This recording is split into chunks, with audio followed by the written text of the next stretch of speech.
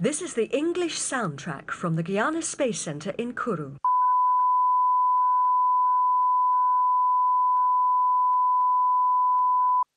This is the English soundtrack from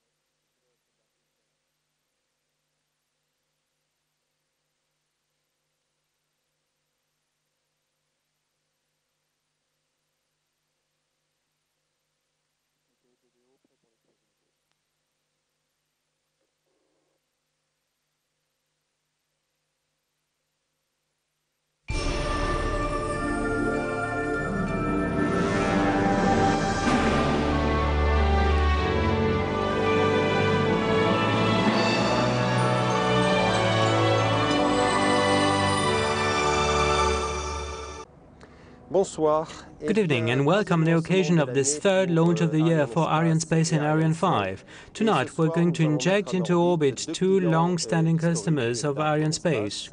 We have the ST2 satellite, and ST2 will be taking over from ST1 that we launched over 10 years ago.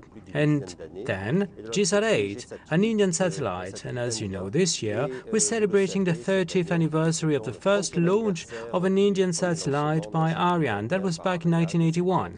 Since then, we've launched many Indian satellites, and we intend to continue doing so going forward. So the start of the year has been very busy for Ariane Space, as today we're on the 20th of May, and last year at the same time we were still waiting to launch with Ariane 5. But this year we're on to our third launch, and we will keep up the pace, as by the end of the year we're anticipating another 3 launches of Ariane 5. So you will be watching on another 3 occasions launches such as this one there, ready for liftoff on its launch pad. And we're also looking forward to the first Soyuz launch, as 2 launches of Soyuz are anticipated this year from Guyana, from this brilliant facilities which we were delivered a few days ago by the ESA. This launch facility has been built here by ESA, the CNES and our Russian partners. And then towards the end of this year, we'll have the first flight of Vega. But without further ado, let's watch this new launch of Ariane 5, ECA, ST2, GSAT-8. ST2, GSAT-8.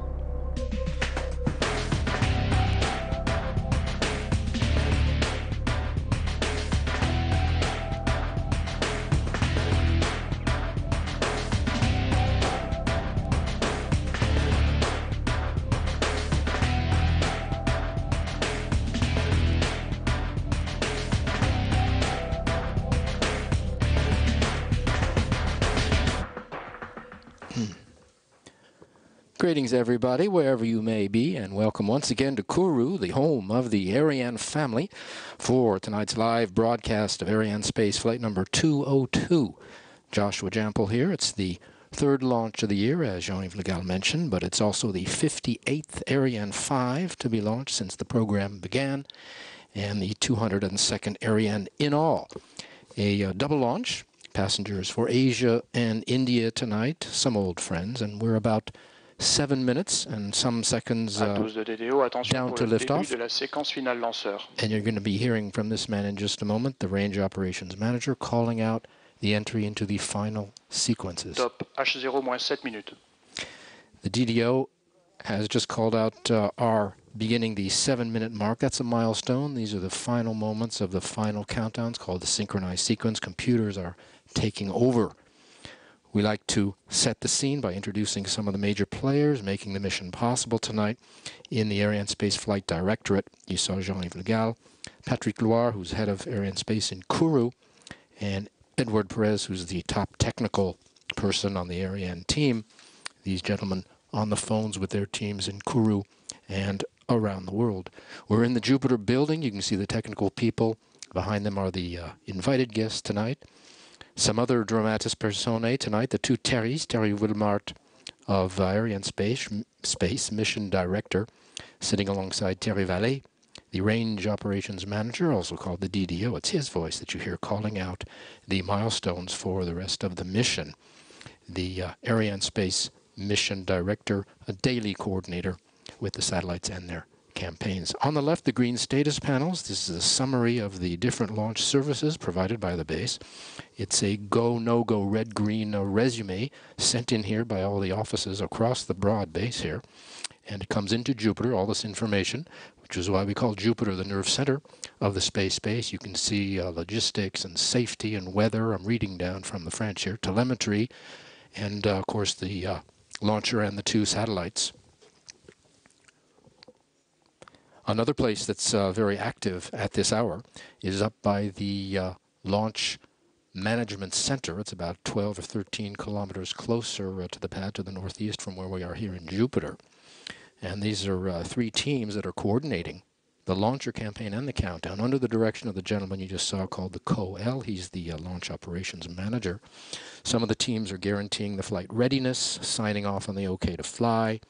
They have earlier signed off on the OK to transfer the fully equipped Ariane from the final assembly building out to the launch base. That happened yesterday. There's also a quality team independent from those. There's 150, 200 people up there working now, and we need all these people because, as you can imagine, Ariane 5 is a complex machine. A million things have to function perfectly, and of course Arianespace will only give the green light if they are functioning perfectly. The Arianespace point person here for one of the satellites, for ST2, Jérôme Rive.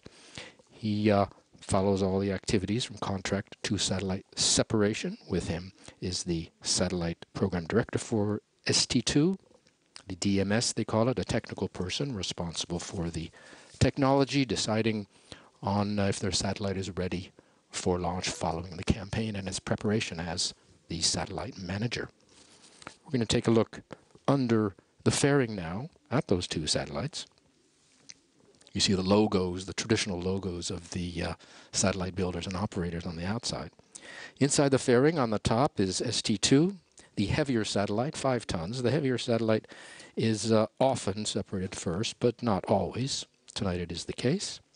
Underneath that there is a black bell-shaped structure which we'll be looking at a little later more closely. This is called the Silda. This is a carrying structure which allows us to take the second passenger. And underneath that Silda structure is our second passenger, the lighter, 3 tons, GSAT. Satellites are placed in this position in the final assembly building, one of the main facilities here. When they're kept at 20 degrees by an air conditioning system, and on board they're kept cool at 14 degrees. System. Our second customer, Christophe Bardou, saluting the camera there, Arianespace man, the program director, with Dr. Alex of ISRO. Program director basically on the day-to-day basis, meeting with his customers, reviewing the status of their satellites. If you're not familiar with the launcher, a thumbnail sketch, she stands about 50 meters tall. She's in 2 halves. They call them composites here. There's a lower and an upper. The lower composite consisting of the main stage and the 2 boosters on either side. You can see that they both stand 30 to 31 meters tall. And then the upper stage, the upper composite, consisting of the upper stage and the vehicle equipment bay where the computers are, the launcher's brains and the navigation systems and the guidance systems. And at the very top, the fairing, which you can see there with the logos. and inside the fairing are the two satellites.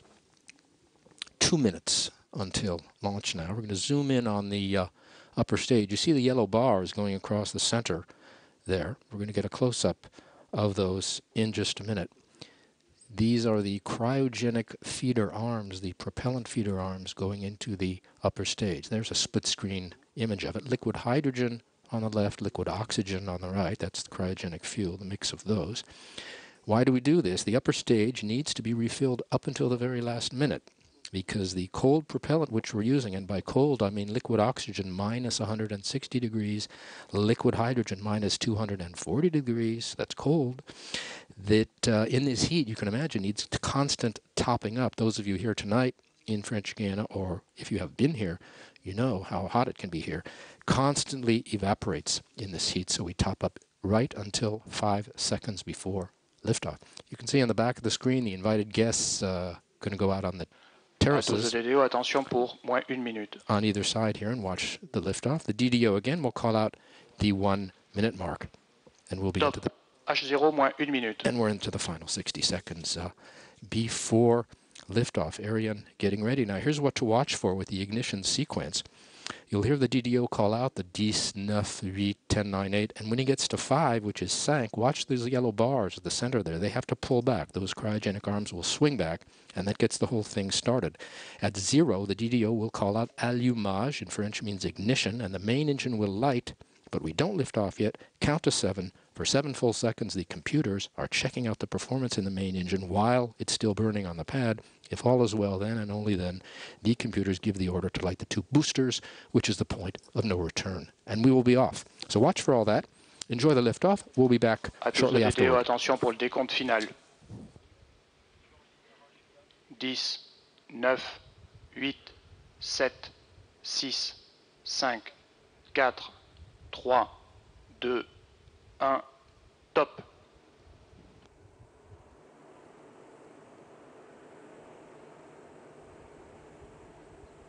Allumage Vulcain, décollage.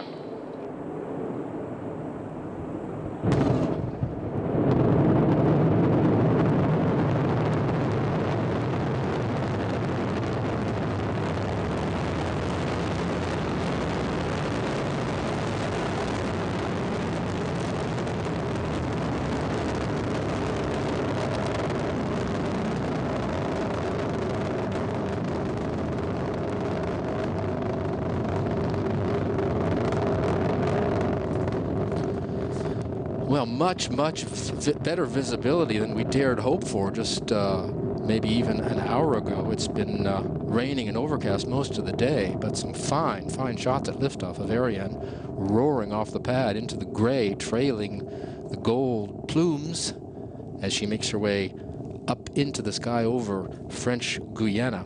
She took off right on time at 17:38 local time. These fine shots are always very impressive. 775 tons at liftoff as Ariane leaves the ground. Most of that is fuel, as you will see. She'll start to shed that. The DDO is saying that everything is fine on board. Right now, she's burning 5 tons of fuel per second, 2.5 tons in each booster burning. That represents the major part of the boost. It's 90% of the acceleration and the power at liftoff. The core stage burning another 300 kilos per second. Roughly add up that altogether, it's roughly the equivalent to a dozen Airbuses. Ariane following now the program in the onboard computer, which has been installed, giving all the orders, including stage separations, which we'll begin to see just very shortly. We're in the first of 4 flight phases. The first 3 are powered. The last is not. We'll describe each in turn, so you can follow Ariane as she heads across the Atlantic, where she'll separate the 2 passengers over Africa. Right now, the first phase, the single core stage engine, it's called Vulcan, and the 2 boosters are burning. The boosters will burn for just over 2 minutes each, and in a few seconds you should hear the DDO call out their separation, and that comes right on time at about 68 kilometers up. This is what it looks like. There's another booster out of the camera range, but the 2 of them separated, they've done their job. They fall 500 kilometers away from shore in a protected area. French Guiana chosen partially for its large opening on the water, low risk for the nearby population. We're in the second flight phase now, the boosters having done their job. The core engine burning alone, it'll burn for about 9 minutes. The fairing separation is coming up next, and the DDO will be calling out that one. And there it is, at 107 roughly kilometers. The fairing is in two halves. The other half is out of camera range on the other side. Blown away is the term because they're separated by two pyrotechnic cords. One is horizontal and one is vertical. The fairing is dropped now because it's done its job. What it does is protect the passengers from the vibrations and friction in the Earth's atmosphere. And above 100 kilometers, we don't need it anymore, so we can get rid of the dead weight. It's a ton or two. On the bottom left of your screen, the bottom two lines, you see kilometers. That's our altitude, 132. And the speed below that, kilometers per second. We're approaching 2.5 kilometers per second. The speed we need to inject satellites, roughly 9 kilometers per second, so keep your eyes on that. Back with more of the mission. Don't go away, but for right now, the latest news from Ariane Space. On April 22nd, Ariane successfully lifted 2 new satellites into orbit, Yasat Y1A for the United Arab Emirates and Intelsat New Dawn for Africa. It was a record for total mass at liftoff for the European launcher, 10 tons. The new Vega launcher underwent combined tests, both electrical and mechanical, at the space base last month. A full-size mock-up of the vehicle, without the fluids, was erected on its new launch pad. Tests of the fluids of the fourth stage are set for June. On April 27th, Ariane Space signed to launch ABS-2 for Asia Broadcast Satellite. Weighing over 6 tons, ABS-2 will be lifted in 2013. At the European Union-Japan Business Roundtable in Rome last month, Jean-Yves Le Gall spoke to 50 decision-makers on the importance of reducing barriers to European and Japanese exchange. The beginning of May saw the dry run activities for Soyuz. The launcher rolled out to its new pad and 2 different countdowns were simulated. These activities tested and validated all the procedures necessary for its upcoming maiden launch from French Guiana. The Russian and European launch teams are now ready for the first Soyuz launch campaign, which will carry the first 2 satellites of the Galileo constellation for the European Space Agency. In a symbolic gesture on May 7th, Jean-Jacques Dordain, ESA's Director General, handed the keys to the Soyuz launch facilities to Jean-Yves Le Gall. Present were CNES President Yannick Descater and Vladimir Popovkin, Directors of Roscosmos. Jean-Yves Le Gall and Antonio Fabrizi, ESA's Director of Launchers, recently signed 2 contracts for the maintenance of Ariane 5, strengthening ties between ESA and Ariane Space and reaffirming member states' contributions. Very, very busy period here at the space base, as you saw, which began a month ago in mid-April with the Vega testing and then the Flight 201 launch, and then on April 22nd, and the Soyuz dry run, and then capping that very busy period by tonight's launch, all happening at the CSG here, the world's only dedicated commercial space base, and Ariane Space running the launcher family. With Soyuz coming up now, here's a word from the new head of Roscosmos. 5 years in the making, the new launch site for Soyuz is now a reality. Here, the first Soyuz vehicle will lift off from French Guiana in the final quarter of this year. Bringing the famous Russian launcher to Europe's spaceport is a logical continuation of a collaboration that goes back a long way. So, more generally speaking, we can say that this is a fine example of cooperation between Russia and France. Many European countries have been involved in this project as well. And this is quite a significant project. More Russian personnel have been arriving over the past few weeks. These launch teams have come from Baikonur to carry out the necessary final qualifications of the facilities.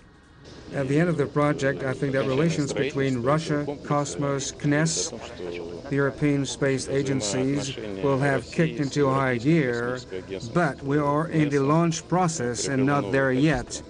Therefore, we must prove that we're able to build a launch pad for Soyuz in French Guiana, but also that we're also able to do business in a field as complex as that of space technology.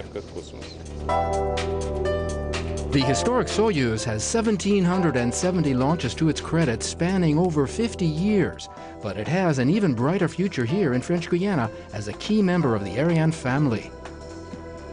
Today is a very important day for Ariane Space because we are going to start the exploitation of the Soyuz in French Guiana launch system. And this will give us a very competitive advantage because we will have the capability to launch all the satellites of all our customers.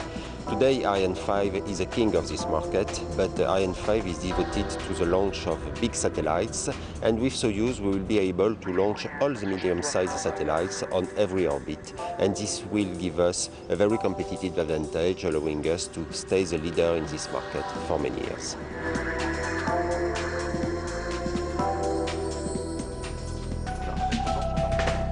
During that film, we were picked up by our first downrange tracking station over the border in Brazil at a place called Natal. All of Ariane's trajectory, of course, has been designed to be followed from the ground. The launcher is sending back radar and telemetry to a network of stations. There are 5 of them downrange, which, of course, keep constant watch on the health of Ariane's vital systems. The antennas pick up the signal and follow her progress. The DDO has called it extinction of the upper stage. Now, this is the end, marking the end of the first half. You see what happens there? The first stage extinguished and separated from the mothership, and then the upper stage engine is ignited. These 3 orders happening right on time at about 186 kilometers up, as you can read on the lower left. And these 3 orders are given by the onboard computer, all in a period of about 12 or 13 seconds. We're in the 3rd flight phase. Upper stage will burn for about 15 or 16 minutes.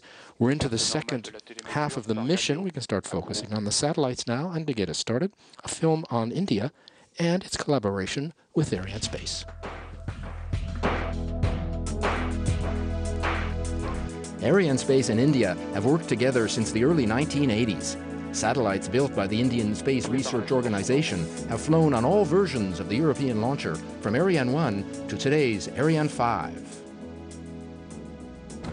Thereafter, Ariane Space launched satellites in the INSAT 1, INSAT 2, INSAT 3, and INSAT 4 families. GSAT 8 is therefore the 14th satellite launched by Ariane we have of ISRO. To this must be added 2 satellites manufactured by ISRO on behalf of developers. Needless to say, Ariane Space and Ariane friends have been having relations for a long time and are fully aware of the needs of one another, which regularly facilitates mission preparation. What's more, personal ties between members of the two teams have been forged over the years. As the person in charge of Indian launches for many years, I know that ISRO is appreciative of Ariane Space's transparency and responsiveness. ISRO satellites have evolved over the years. The first, launched by Ariane's 3rd flight in 1981, weighed 670 kilograms. GSAT 8 weighs over 3 tons. GSAT 8 is the most powerful satellite built by ISRO so far. It contains 24 high-power Ku-band transponders and a 2-channel navigation payload. The communication part of it is used for DTH applications, data collection and the news gathering over the entire Indian territory. Yeah, this weather and the surrounding looks like a typical South Indian atmosphere. It is, if you remember, one of our center, VSSC, Trivandrum, place is exactly like this. We feel to be at home here in Guyana. And our friendship has lasted more than 30 years with the launch of Apple spacecraft on LO3 during 1981. And the facilities here are excellent, and we know all the facilities as much as Canis knows. So we can effectively utilize the facilities. We are well prepared to utilize all the facilities here to the best extent. And GSAT 10 will be launched by Ariane at the end of next year. A nice testimonial there from Mr. Venkata Rao. We'll have another interview with him coming up later on.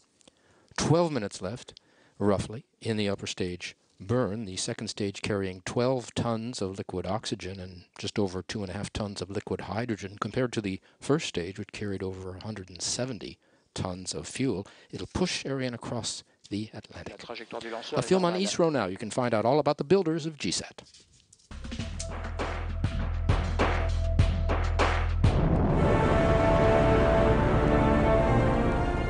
Indian space effort has been specifically tailored towards enhancing the quality of life of the common man.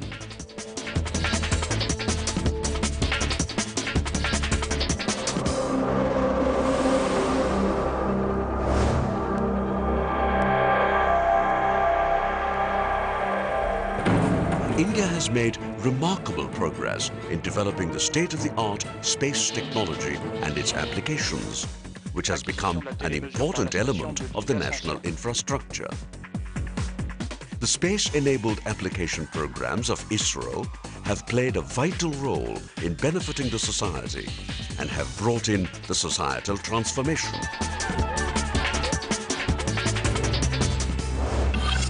The Indian National Satellite System is one of the largest constellations of communication satellites in the Asia-Pacific region. Gaining from the experimental satellites and applications of the 70s, the INSAT system evolved in the year 1983 with INSAT 1B in the orbit. Over the last 3 decades, we had 18 communication satellites, including the 8 satellites that are in operational service currently. Today, India has capabilities in satellite communication that are comparable to the best in the world, providing a variety of services for telecommunications, broadcasting, DTH applications, weather monitoring, disaster warning, and data exchange for enabling economic activities. But our uniqueness lies in the applications of these satellites for societal programs like teleeducation, telemedicine, and village resource center that serve the common man. GSAT-8 satellite that we are launching today would augment our communication capacity in Ku band with its 24 high-power transponders with footprint over the entire Indian landmass, including Andaman and Car Nicobar Islands. GSAT-8 carries a Gagan payload, also meant for satellite-based augmentation of GPS signals over India, for use by the Airports Authority of India. The entire design, development, realization, integration, simulation and testing of GSAT-8 is a testimony to India's technological maturity in this area. The Ku-band payload makes use of polarization-sensitive dual-gridded shaped reflectors, DGR, which is an indigenous effort. The development and testing of payload for GSAT-8 was carried out at Space Application Center of ISRO, and final integration of the payload with the satellite bus, along with the satellite-level testing, was performed at ISRO Satellite Center. ISRO's satellite launch vehicles are capable to launch 1-ton and 2-ton category satellites from Satish Dhawan Space Center, Shahar, the spaceport of India. The new multi-purpose satellite, GSAT-8, is weighing more than 3 tons. This is one of the largest and heaviest satellites which ISRO has developed till date. The GSAT-8 satellite was airlifted from Bangalore to French Guiana, Kourou, for its launch on board Ariane 5. At French Guiana Spaceport, GSAT-8 successfully underwent the spacecraft-level checkout operations before its final integration to the launch vehicle. The upcoming GSAT-8 launch will continue India's long-term relationship with launch services provided by the Ariane. GSAT-8 is scheduled to be launched on board Ariane 5 launcher in its VA202 flight.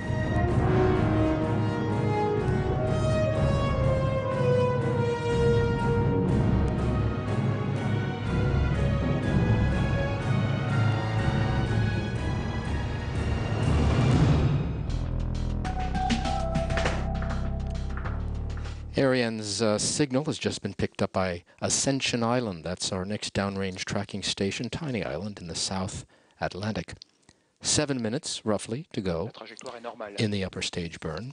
All is normal on board, says the DDO.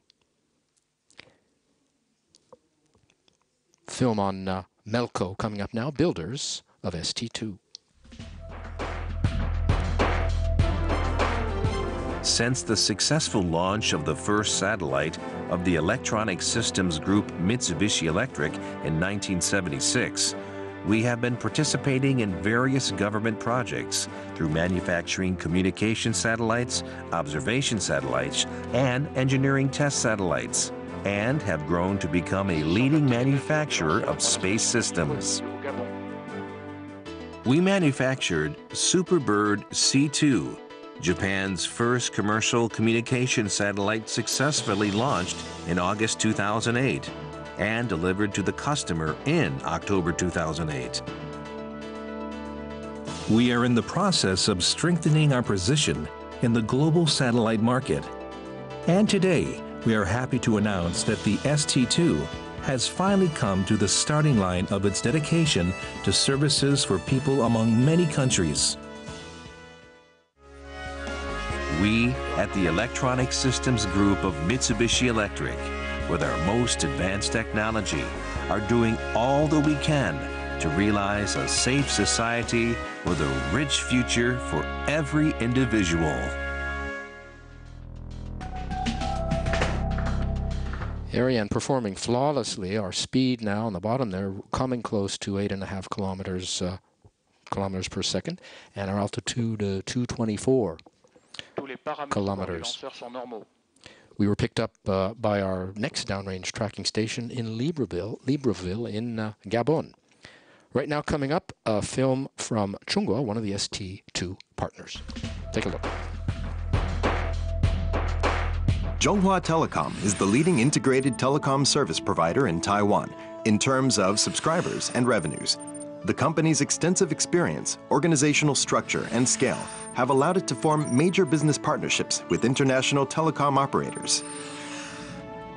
Chunghwa Telecom endeavors to provide all-round information and communication service. We continue to receive favorable evaluations from professional observers. Chunghwa Telecom's main services include mobile communications with a tight-knit network, allowing customers more mobile lives.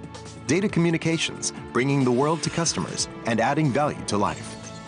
Fixed network communications, making life better on a foundation of stability. Enterprise services, providing optimal solutions, meeting every need. In order to satisfy the needs of the domestic market and develop potential overseas markets, we have again teamed up with Singapore Telecommunications to jointly invest in development of the ST2 satellite. The superior features of the ST2 satellite will enable us to continue to provide superior voice, data, and video service.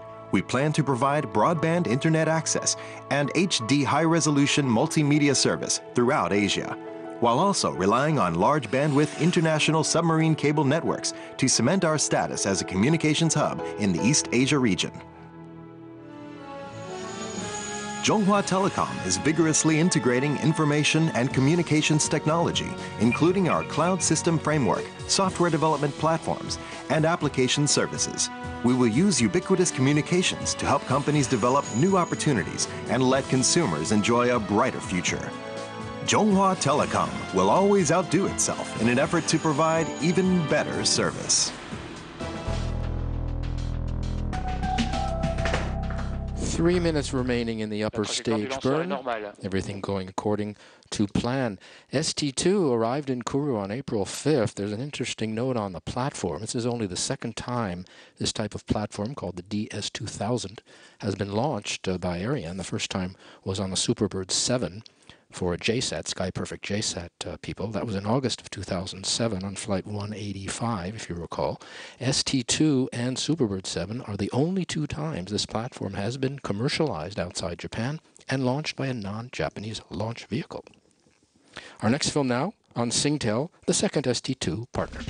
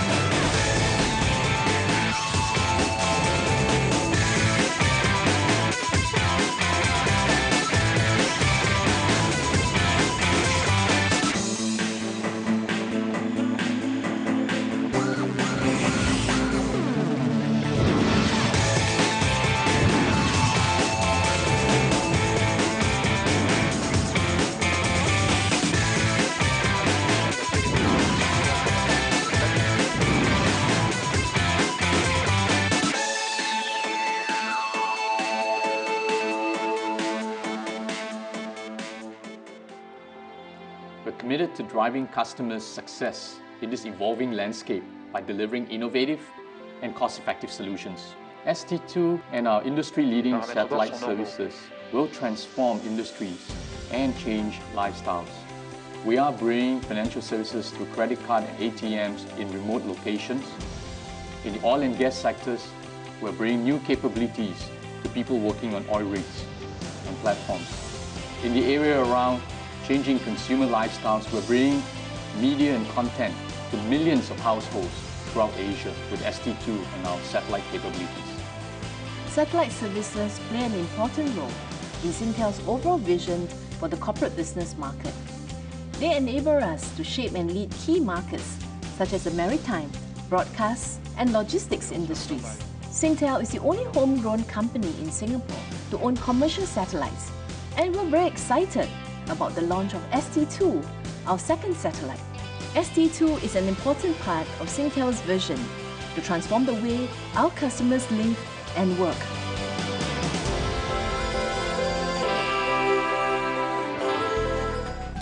We have now been picked up by our final tracking station in Kenya at a place called Malindi, which will see the satellite separations. All is going perfectly on schedule. We're awaiting now the extinction of the upper stage, due to come about 24:51 roughly. You should be hearing the DDO call out that extinction, cutoff command of the upper stage, and then we'll be out of the powered flight phases. Extinction du moteur HM7B sur commande de guidage. And there it is, right on time, coming at about 9,800 kilometers up, roughly. Again, the order given on the onboard computer. You saw the nozzle shutting down there. We're in the fourth flight phase. De la manœuvre d'orientation au profit du satellite ST2. Before we explain the fourth flight phase, a film on Ariane Space and its collaboration with ST2. Ariane Space's offices in Tokyo and Singapore give it a strong presence in Southeast Asia, even in tough economic times. Ariane Space has always got privileged relationships with Southeast Asia satellite operators. One reason may be the similarity of this region with Europe, as it consists of many independent countries. Today, Southeast Asia has a strong need for satellite connectivity, and the demand has grown by about 6% in 2010 despite the economic downturn. It is still predicted to grow in the near and medium terms. ST2 is a joint project between Singapore and Taiwan. 5 tons of telecom technology will let the satellite renew services originally offered by ST1. ST2 is a replacement and expansion spacecraft for both Chunghwa and Singtel. As a result of that, we were looking for a launch vehicle that had a very high reliability of being able to get the spacecraft in orbit when we needed it. And from that background, the Ariane 5 is possibly the most reliable launch vehicle on the market today, and that was the prime driver for the selection of Ariane Space for providing the launch service for ST2. In the future, Singtel will collaborate with Asia Broadcast Satellite and Korea Telecom on satellites ST3, ABS2, and KoreaSat-8, all Ariane Space customers. I think I gave you the wrong figure for the kilometer when we had the extinction of the upper stage. It's 900 kilometers roughly, not 9,800 kilometers, obviously.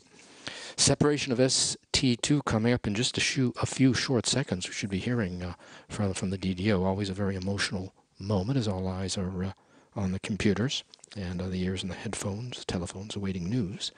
Satellite separation. This will be the second satellite for our friends at ST. Séparation du satellite ST2. There we are. First good news of this evening. Smiles in the directorate there. You see how it happened. She's pushed away from the mothership by a series of springs. And some early congratulations. You see that very politely here. The people in the hall have refrained from applauding. They'll be applauding after separation of the second satellite. A word on ST2's post-separation activities from Mark Blair again. ST2 will separate from the launch vehicle 27 minutes after launch. At 39 minutes after launch, we will receive our first signal from the spacecraft from the Nangara site in Western Australia. 1.5 hours after launch, we deploy the solar arrays, and then on the 2nd, 4th and 5th days after launch, we'll be firing the aperture kick engine to transfer us from our geostationary transfer orbit into geosynchronous orbit. The payload testing will commence 12 days after launch, with completion of in-orbit testing on the 24th of June. Service is expected to commence on ST2. Commercial service will commence on ST2 in July. We mentioned that the upper stage, which you can see there, has a propulsion role to push Ariane across the Atlantic. It has a second role, which has to do with ballistics, which is what's going on now. Its second job is beginning. Their first satellite was separated in one direction, and the Silda, which is the black bell-shaped structure that you saw earlier, holding the second satellite, has to be separated in a second direction, and the third satellite, GSAT, has to be pushed off in yet a third direction. So what happens now? Du système de lancement double Ariane. What happens is a series of balletic-like maneuvers. Here's the Silda being pushed off in another direction from ST2, revealing GSAT. The Silda is this carrying structure that we've used for over 100 times. We have 6 versions of it. We're using the largest version, about 6.5 meters tall tonight. Lets us carry the second passenger. The separation of the Silda came right on time at about 1,330 kilometers. On the outside of the launcher are a series of thrusters, and you might see them popping on and off. It's not propulsion, it's just moving in the pitch and the roll maneuvers to move the satellite. Our final film on post-separation activities for GSAT. After separation, Master Control Center at Asan, South India will take the responsibility of the operational and issuing the commands. By the help of the network spread over the entire globe, it will deploy the solar array and the communication payload antenna. Afterwards, payload and housekeeping systems will be checked thoroughly, and by the middle of June 2011, spacecraft will be put into service. We are in the middle of the ballistics phase. There are 18 phases,